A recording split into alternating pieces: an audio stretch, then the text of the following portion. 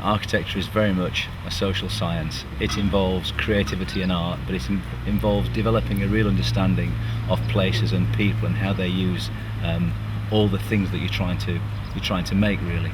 And when you see people for the first time, when they come to the office for interview, or when you're trying to encourage people, or talking to students at school, which is something that we do a lot, telling them about the profession, it's always interesting to talk about the things that actually surround architecture: music, art, landscape, all those things. And when people come to the office to see us and to talk about maybe coming to join us or work experience, we're looking for those life skills as well, which are not just about being able to draw. Yeah, that's part of it, but what do you do in your spare time? Do you make things? Are you creative? Do you notice other things? What sensitivity is there? Are you enthusiastic? Do you feel you can really make a difference? Because this is certainly a profession where you can make a huge difference to the lives of so many people, and it's so rewarding because it's so creative. I'm trying to decide on a scale, the scale of practice you want to work in. Falkland Browns is quite a big practice for the north, and that attracted me because I knew the scope of the work that they'll be doing would be vast, so I could get involved in anything.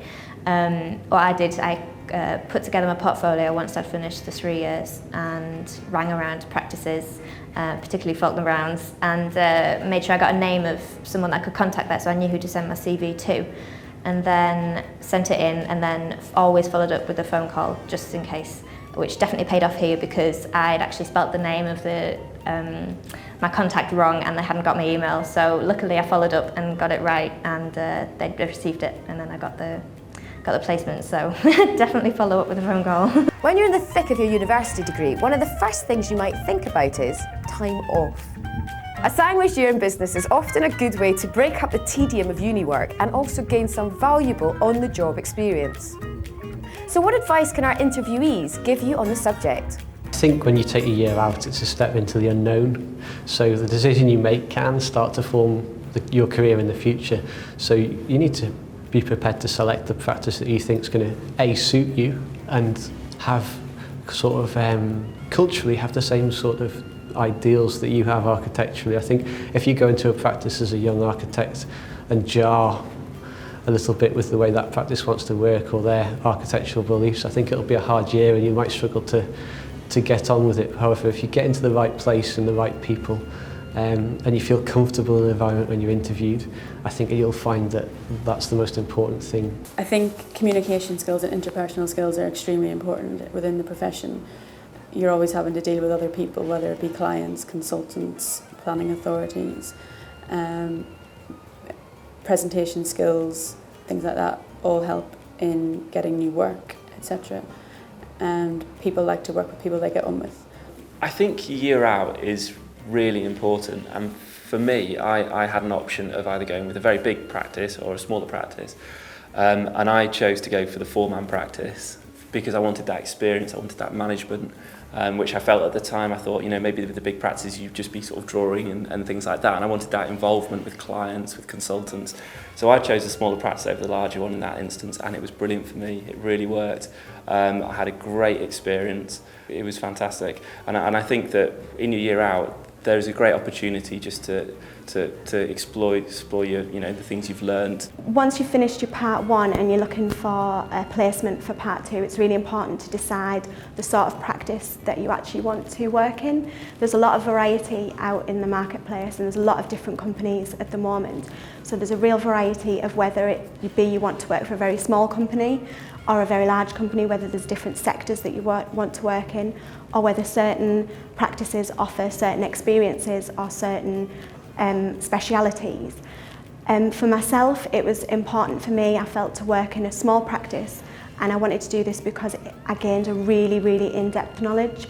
I was thrown right in the deep end, and that meant that I could actually get my hands really dirty and I could learn a lot very quickly. Whatever your career choice and however proficient you are in your role, you're bound to come up against some challenging times and situations.